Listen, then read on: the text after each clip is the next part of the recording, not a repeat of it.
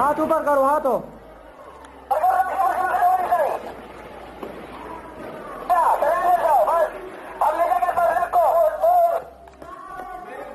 Border से जुड़ी हुई इस वक्त की बहुत बड़ी खबर तालिबान के सामने पाकिस्तान के सैनिकों ने देखिए किस तरह से आत्मसमर्पण कर दिया, अपने हथियार डाल दिए, सरेंडर कर दिया। और इसका ये वीडियो सामने आया है जिसमें पाकिस्तान के फौजी तालिबान के आगे अपने हथियार डालते हुए नजर आ।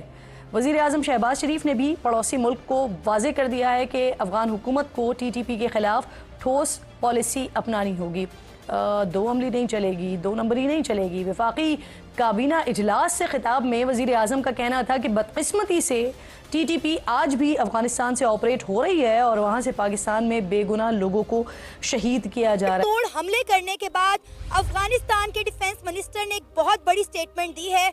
उन्होंने कहा है कि अफगानिस्तान की आर्मी ने ड्यूरेंट लाइन के दूसरी तरफ जाकर पाकिस्तान की आर्मी को निशाना बनाया है, उनके मोर्चों को आग लगाई है। अफगान तालिबान और पाकिस्तान आर्मी के दरमियान होने वाली झड़पों के नतीजे में 19 पाकिस्तान के ऑफिसर शहीद हो गए हैं और 5 अफगान तालिबान मारे गए। ने तालिबान की सपोर्ट की और ये जो उनके मिनिस्टर कह रहे हैं ना कि हमने अमेरिका को और सोवियत यूनियन को किया, उस रिकॉर्ड को करेक्ट करना चाहिए कि अगर पाकिस्तान की मॉरल सपोर्ट ना होती या पाकिस्तान की बैकिंग इस सारी एक्सरसाइज के अंदर, इंटरनेशनल नेगोशिएशंस के अंदर ना होती, तो क्या अफगानिस्तान के अंदर ये लोग सक्सीड हो सकते थे? बिल्कुल मुश्किल था उस चीज के अंदर। अब दोहा अकॉर्ड के अंदर एक जेन्युइन चीज सामने आई। तो से निपटने का वक्त आ गया है और उनके लिए कोई छूट नहीं जो है वो देनी चाहिए। सर, आपको लगता है कि अफगान तालिबान किसी भी आर्मी से डरते हैं? क्योंकि अगर आपको याद हो तो ये वो कौम है जो 40 साल हालते जंग में रही है, जिन्होंने अपने मुल्क से रूस और अमेरिका को मार भगाया, लेकिन उनके सामने घुटने नहीं टेके। आप देखिए कि रूस और अमेरिका जो है ना वो साइबेरिया ठंडी इलाकों से आए हैं।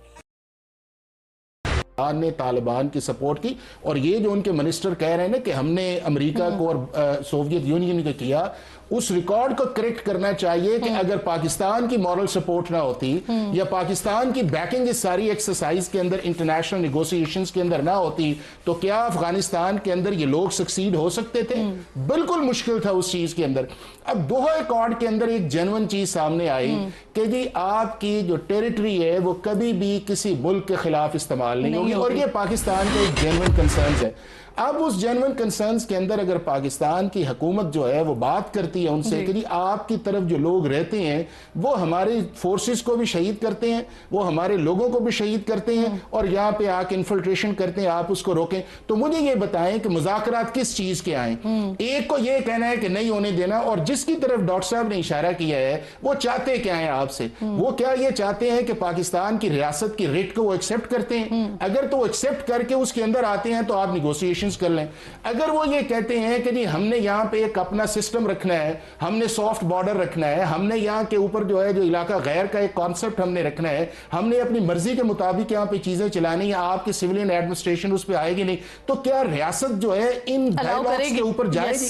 अगर ये नामुमकिन चीज है तो फिर आपके पास दो ही ऑप्शन है। एक ऑप्शन ये है कि आप अफगानिस्तान को कहें कि भाई साहब हमने आपकी मदद की, आज भी हम आपके साथ हैं, आपने और हमने हमेशा एज ए नेबर के तौर पे रहना है, आपके लोग हमारे पास है, ट्रेड आपके साथ है, हम आपकी सपोर्ट करते हैं, लेकिन हमारा एक आपसे मुतालबा ये है, और जो हमारे ब्रदर कंट्रीज हैं उन्होंने भी उन्हें कहा है कि आप इनको अपनी सरजमीन इस्तेमाल न करने, टेररिज्म की एक्टिविटीज हो रही और है, दूसरे वो लोग जो हैं कि अगर वो पाकिस्तान के उस पेरिफेरिया के अंदर आके रियासत के नीचे रह के चीज करना चाहते हैं तो रियासत डायलॉग करे। अब ये कहना कि रियासत डायलॉग भी करे और उस चीज के अंदर करे जो आपकी नामुमकिन है, तो मैं ये समझता हूं कि इसके अंदर हमें इन सारी पॉलिटिकल पार्टीज को एक क्लियर स्टैंस लेना चाहिए, और वो स्टैंस मेरा ख्याल है कि 2014 के अंदर जब आर्मी पब्लिक स्कूल का आया था, नेशनल एक्शन प्लान के एक नीचे बना था, उन्हीं 20 पॉइंट्स को आपको आगे लेके चलना चाहिए। जो रियासत की रिट के नीचे आके रहे, आप उससे बात करें, उसके हकूक को प्रोटेक्ट करें, और जो नहीं मानता उसके मुताबिक से निपटने का वक्त आ गया है और उनके लिए कोई छूट नहीं जो है वो देनी चाहिए। सर, आपको लगता है कि अफगान तालिबान किसी भी आर्मी से डरते हैं? क्योंकि अगर आपको याद हो तो ये वो कौम है जो 40 साल हालते जंग में रही है, जिन्होंने अपने मुल्क से रूस और अमेरिका को मार भगाया, लेकिन उनके सामने घुटने नहीं टेके। आप देखिए कि रूस और अमेरिका जो है ना वो साइबेरिया ठंडी इलाकों से आए हैं।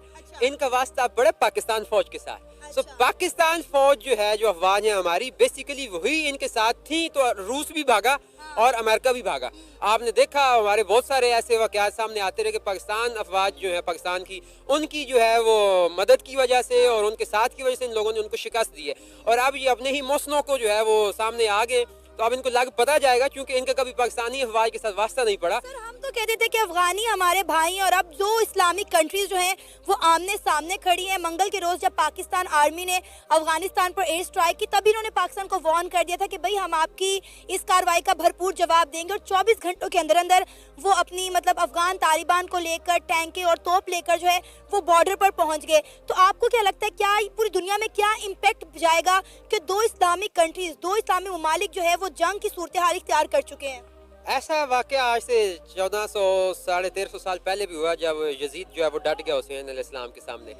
तो ये बरादर इस्लामी ममालिक के आमने सामने आने की बात तो नई नहीं है, लेकिन बात वही है कि वो लोग किसी के इशारे पे चल रहे हैं। आपने मीर सादिक और मीर जाफर का तो सुना ही होगा।